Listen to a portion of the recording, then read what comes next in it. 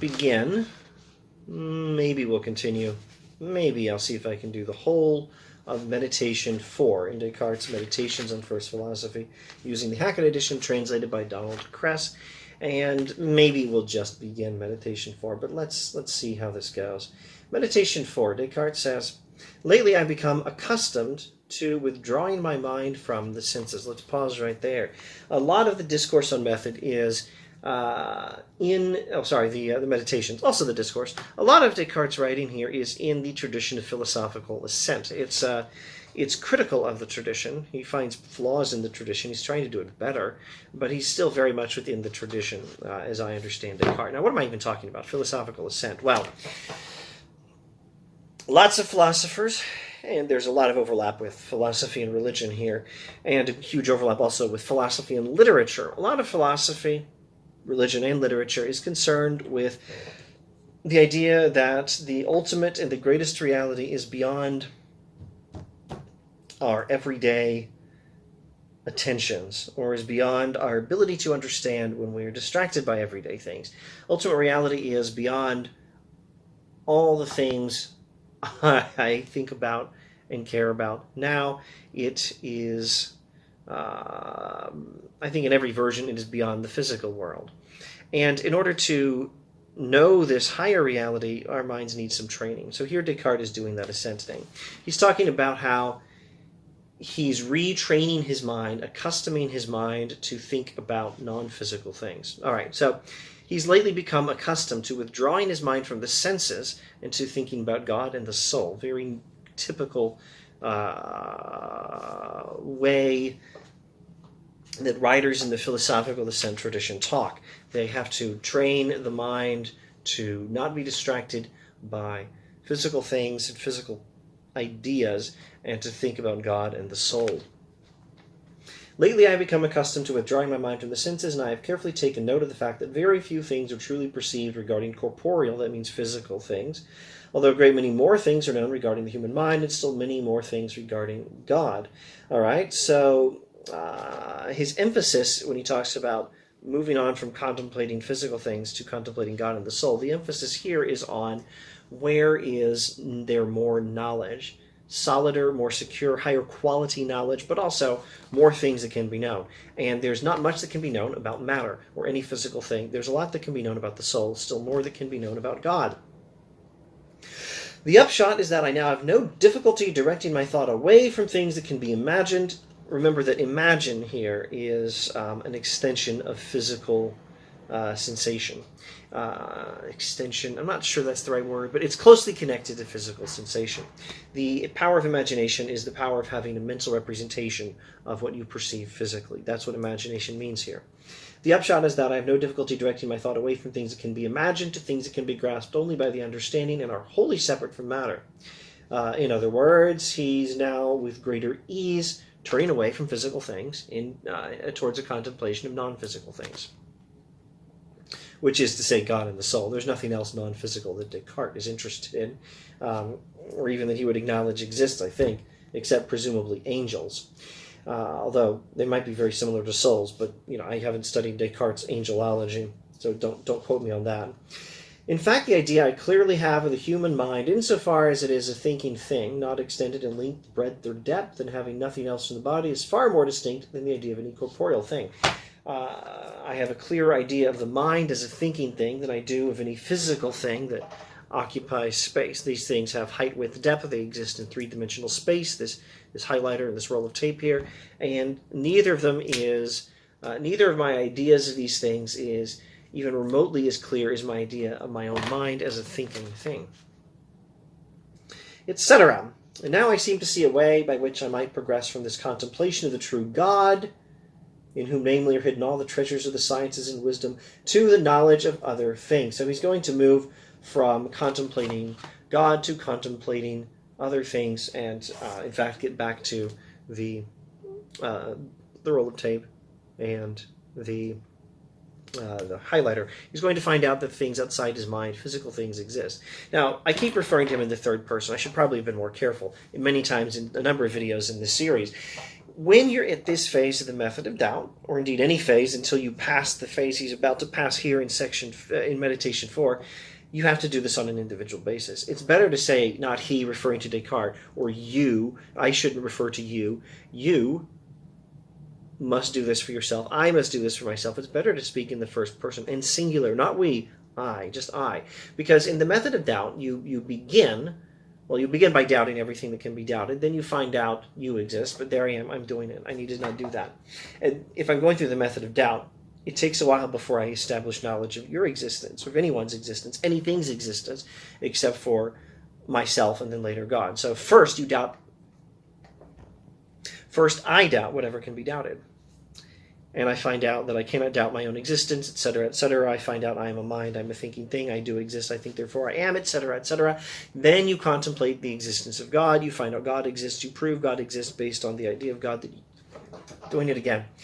I doubt everything except my own existence. I confirm I exist. I think, therefore, I am, etc. Then I contemplate my idea of God in my mind and learn from that idea that God exists. And then I'm able to establish, based on the existence of God, the existence of other things. And only then do I know that you or any other person exists, not to mention the tape, the highlighter, and the teacup, and the rest of the world outside my mind. So now he's going to go over how he makes that analysis. And if I'm smart enough, I'll see if I can keep it brief. To begin with, I acknowledge that it is impossible for God ever to deceive me, because this would be an imperfection. Trickery or deception is always indicative of some imperfection. So the God he's proven exists is a perfect being. And tricking or deceiving is an imperfection. So deception is incompatible with God, he says. Next, I experience that there is in me a certain faculty of judgment, which, like everything else that is in me, I undoubtedly received from God, and since he does not wish to deceive me, he assuredly has not given me the sort of faculty with which I could ever make a mistake when I use it properly. So there is the faculty of judgment. That means the faculty of, I think we could paraphrase this as making a decision whether a particular claim is true, or statement is true, or making a decision whether a particular thing exists. So I have in my mind a perception of the teacup, and I have a faculty of judging whether the teacup is real. And the faculty of making that judgment he's referring to as the faculty of judgment given to him by God.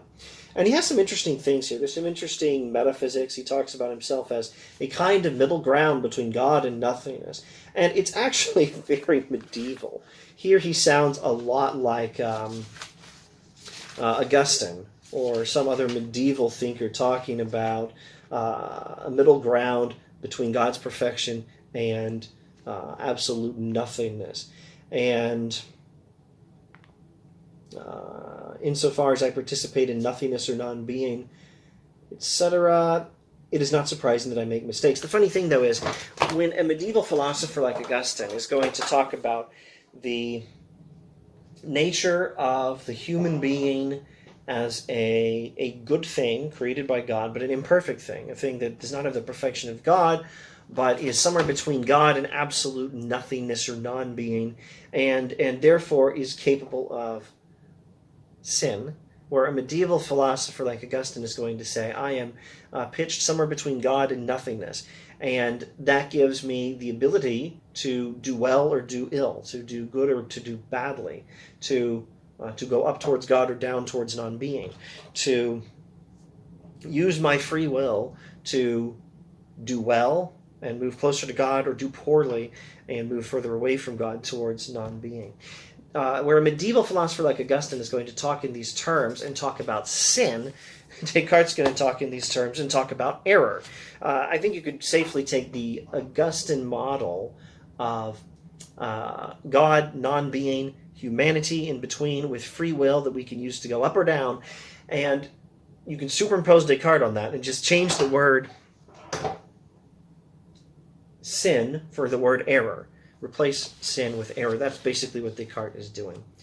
Error, as such, is not something real that depends upon God, but is merely a defect. As in Augustine, evil is not a thing in itself, but an absence of good. And when I fall away from God, it's not a positive, real thing that's falling or moving away from God. And the motion away from God is not a thing. It's a lack of goodness. It's a lack of me maintaining the relationship to God higher up in this chain between non-being and God. It's a failure to stay there and ideally move up towards God. Falling towards God is a defect. Falling away from God is a defect, not a thing in itself. Error is not a pure negation, he says, but rather a privation. Again, Descartes is using this Augustinian language to describe error rather than sin. All right. Let's. I think I'd better skip that. He's saying something about final cause, and it's terribly important for Aristotle, but I'm already doing quite enough in this video, and I'm not pleased with how much I've got bogged down in this Descartes series. As I tried to say some time ago, I need to pick up the pace. I'm failing in this video somewhat, but believe me, it could be worse. Let's give me a moment to collect my thoughts and then pick up the pace more efficiently. All right, here we are. This is wonderful. Descartes says that error, which is to say mistaken judgments, false judgments, like saying something exists that doesn't, or saying something doesn't exist that does, I suppose that's also an error. Descartes' analysis states that this sort of mistake happens when the faculty of knowing and the faculty of choosing, that is, the free choice of the will, aren't being used properly, and they don't match up. Basically, error happens when free will exceeds the power of knowing. When I use my power of free will more than or out of proportion to my power of knowing and understanding, that's when error happens. When I, in other words, decide to believe more than I can know, that's when error happens. Yeah, that's what Descartes says. What then is the source of my errors? They are owing simply to the fact that since the will extends further than the intellect, I do not contain the will within the same boundaries. Rather, I also extend it to things I do not understand. All right, so where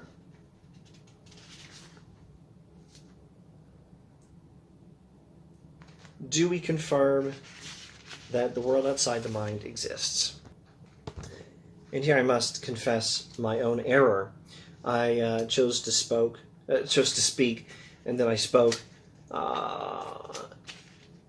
exceeding the limits of my knowledge, and I made a mistake. I don't think it's actually going to be here. I think, and I confess I'm consulting some of my old notes here, I think it's actually not going to be until later, maybe in Meditation 6, in fact, that Descartes is going to prove that the world outside the mind exists. So sorry about that. Let's just wrap up what he says about error, which will wrap up Meditation 4. He says, I should never judge anything that I do not clearly and distinctly understand. We've seen this before in the series. It came up in the discourse. I should never judge anything that I do not clearly and distinctly understand. Clear and distinct understanding has become Descartes' rule for what we should think. It's his criterion for knowledge. He thinks we don't know anything that we don't clearly and distinctly understand. And until we do have clear and distinct understanding of something, we should not recognize it. We should not have any belief about it.